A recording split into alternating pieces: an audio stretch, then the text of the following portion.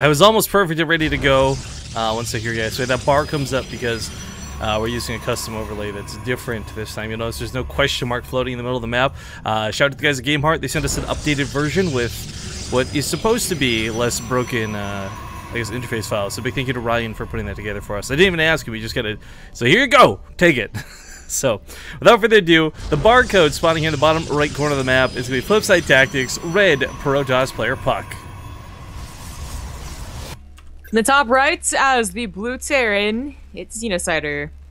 Alright, now here's the preface, guys. Some of you have been watching a hell of a lot of Heart of the Swarm, a lot of Legacy of the Void, you're the StarCraft pros.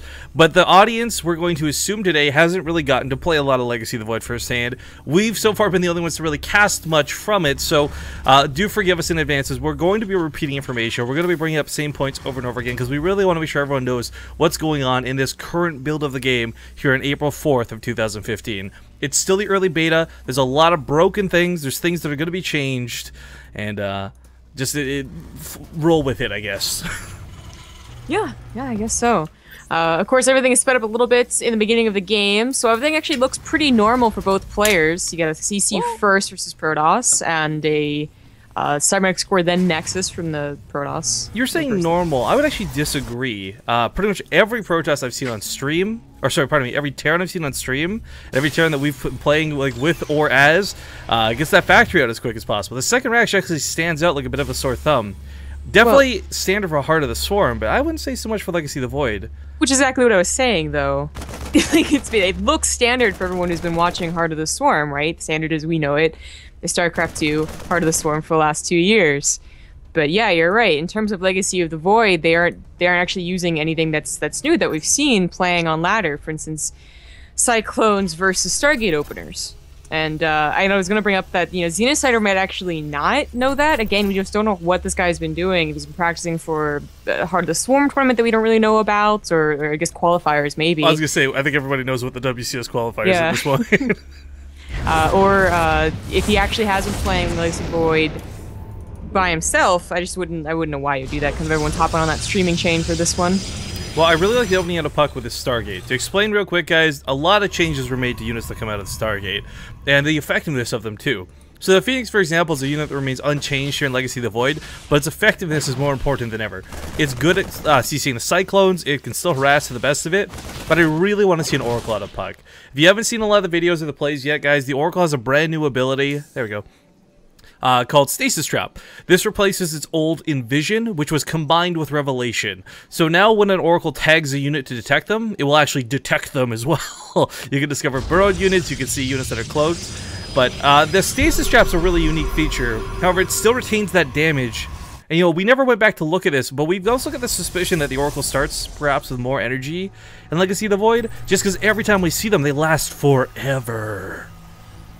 This could only make sense, it can only be valid before you guys start an outcry, because the barracks now gives you the opportunity to make a missile turret, which seems like Xenocider does know. Yeah. So it kind of more energy won't help you against a turret, obviously, but it is a slight buff to the Oracle for it's now no longer really a surprise factor, which honestly in itself was not that impressive. Like, I don't necessarily know what we need to do. We need to get someone log on right now and go check how much energy does an Oracle start with in Heart of the Storm. Because seriously, this thing starts with 50. Cyclone does take that down really quick, and looks like Xenocider doesn't have the power of it. But even if it wasn't buffed and we're just completely wrong in the Oracle, the turret being, it's really a big deal. You actually have so many minerals that including a turret in whatever build that you do is actually not that big of a deal. Puck, by the way, first player we've actually seen use the Stasis Trap outside of ourselves.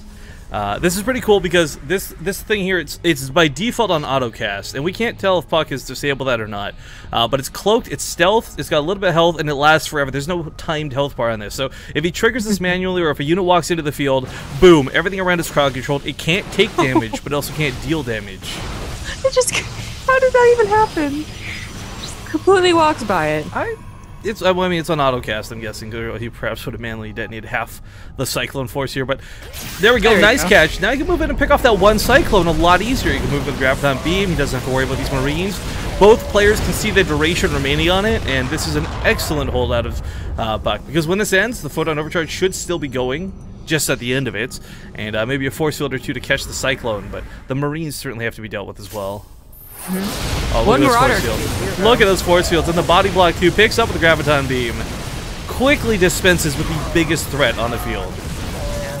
Well, the next question is, after this little, I mean, this is a nice attack. Let's bring some SCVs with it. That's, he must have been actually practicing this. I'm not sure if they could build bunkers or just repair the Cyclones, but that would have been cool to see. But what is Puck going to do for his splash? It's kind of up in the air right now. Colossus got nerfed. The range got nerfed, the damage got nerfed. They're actually so... bad. You have, like, two other options, right? Like, they're kind of so bad now that people are wondering if they really want to go into them. So, the Disruptor, the new unit, if it comes out, we'll talk about this in a moment. Colossus, I don't think are bad, per se. I think they still have their role in the matchup, but they were over-nerfed. The problem with the Disruptor that's coming out next, though, is this thing, it costs 300 gas. Gas is more precious than ever in Legacy of the Void. All of these geysers, they start with less. You don't mine at a slower rate, but you'll have less available to you on less bases. So this Oracle, even on 3 bases like this, or not Oracle, pardon me, Disruptor, is still a very expensive unit to make.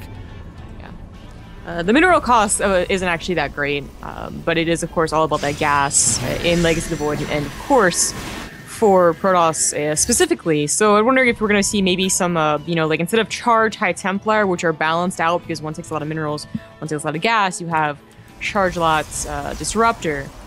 We have been seeing some people get Colossus, of course, and Puck might very well still do that, but a lot of people have been trying just going Disruptor, High Templar, which is it's a lot more fun to see. Everyone says this is a, you know, it's an A-move unit. It's really not. It might literally be a death ball. Yeah, he catches it. Nice catch. Damn, nice. Stasis Trap is so cool. I really think that as the game grows, we're going to see better and more use of it over time, but as we can see, it crowd controls half the army better than force fields ever could. You do have to be dangerous or careful. Your own units can get caught in that web, but backing away from this, not a problem. Although, that Disruptor looking to power up, he's going to try and time this out. Don't pull Rifkin! Don't pull Rifkin! He kind of did. That's a bit awkward. So, this is the problem with the Disruptor. If you miss the hit with it, it's a garbage unit, it's a waste of gas, it's the most expensive paperweight you've ever seen. And he triggered that, what was a millisecond too soon. Now you heard Zombie Up chanting, don't pull a Rifkin, don't pull a Rifkin. If you want to see a slower mo version, a closer up version of what just happened on YouTube, we have Legacy of the Void fails. I just basically called it nailed it.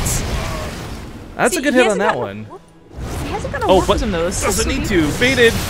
Nice. That's actually really good. That's actually a really good idea. And then more Terran units come up, and it's suddenly not the greatest idea. That was still very dangerous. Unless your core goes down. The Wood Mines are harder than ever to deal with because the detection on the Oracle has been nerfed in the ways we described earlier. It's been buffed in some ways too. Stays on a DT no matter where it goes, but unfortunately, if you don't tag the units right away, it's hard to keep it up. Now we got more Disruptors coming out, as we just finished describing. That ability, that AoE around it, first off, it becomes uncrowd controllable. You can't snare it with Marauder slows, it breaks free of everything. Beautiful Stasis Trap sets up the greatest follow-up to this. If he doesn't miss time at this time, guys, that's 145 damage in an area of effect around the Disruptor.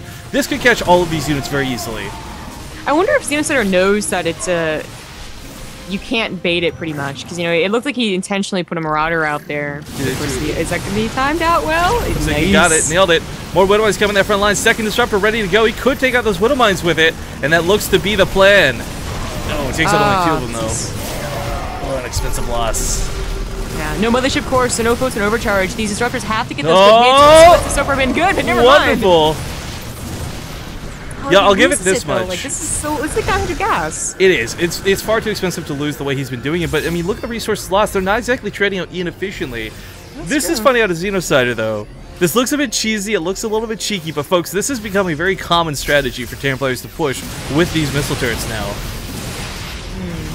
Another Disruptor shot going in. All he's got to do is split just a little bit. He misses the Disruptor, falls back, does get slowed, gonna lose another Disruptor. Stasis Trap almost has to go off to buy him time. I really wish a warpism had been made at some point. The micro is a little difficult, and it has just been a constant struggle to survive for Puck, but it does add a lot of survivability to those Disruptors. Instead of having to afford 4, now a 5th one on the way, maybe if everything had gone right, he'd still been the same 2, and he would have afforded a charge, upgrades, maybe even already been off to Storm, with, you know, an extra 600 gas or whatever that would have been available. Another Stasis Ward goes off, nicely timed too. Another one on the left side to catch this army. Puck is staying in the game thanks to these, I don't know, Oracles have become almost builder worker units, you know? Constantly constructing these Stasis Traps to keep him alive in this game. I mean, they're really cool to see, but they are.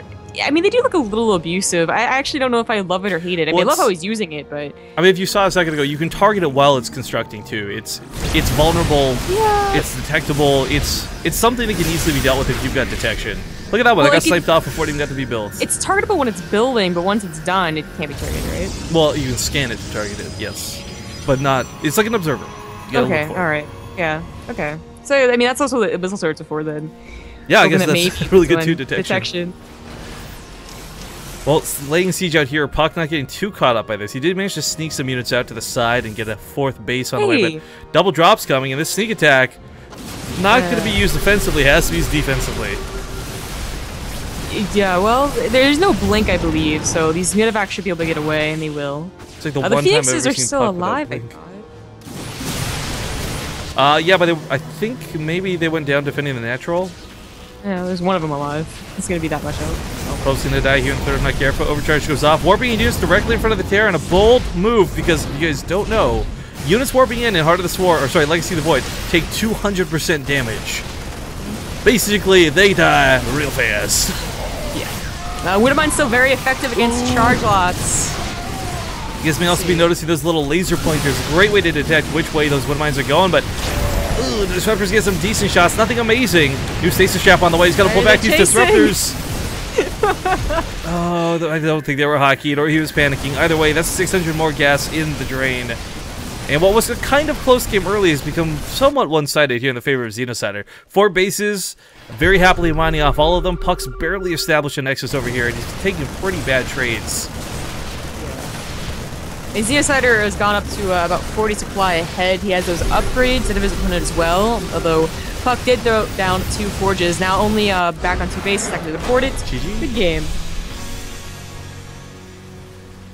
Shout out to Run Out of Dreams, by the way, sneaks in a $15 donation at the end of that game. Says, Bandits, Brigands, BaseTradeTV, Legacy of the Void hype, #waffles. Thank you for that donation, sir. First one of the day, and all this good stuff. But, if you guys have any questions about the game, hopefully everyone in chat, I know a lot of our dedicated fans have actually been watching us play relentlessly over the last few days. So if folks can't answer you, we'll try to make sure we answer everything. We're trying to be about... It's a lot less about casting and predicting at this point than it is about just trying to inform everybody what's going on. It is still the closed beta test, to be more important, more accurate. But I believe you said it was going to be loser's pick, right? Mm-hmm. Cool. I think Pug is actually just looking through the maps because... There are 8 maps. What's up with that? Yeah, that's why, like, I was prepared to make them, just veto 2 maps and then play out the rest, but I was like, well, then only one person gets a veto, so... Wouldn't you have to veto 3 maps each? A best of 7? Wait, this is a best of 7, isn't it? Yeah. Okay. It's Ruin of Saros, by the way. Ruins of Saros. Oh, I think this is that green map. That really big green map, right? Cool. Alright, so folks, if you're hungry for more Legacy of Void action, currently Desro is casting the Desro Cup over in his channel. After this show match is done, like we said, we're going to get a small interview with the players, ask them what's what, their thoughts on the game, where the balance and imbalance is, and trust me, there's a lot of imbalance. And then afterwards, we'll be casting the Legacy of the Alima League. So lots of good stuff still to come. I thank you guys for joining us here on the cast today. And with this second map, I showed off some cool map intros before we got into the cast today. For those who missed them, you'll see them as we go on. But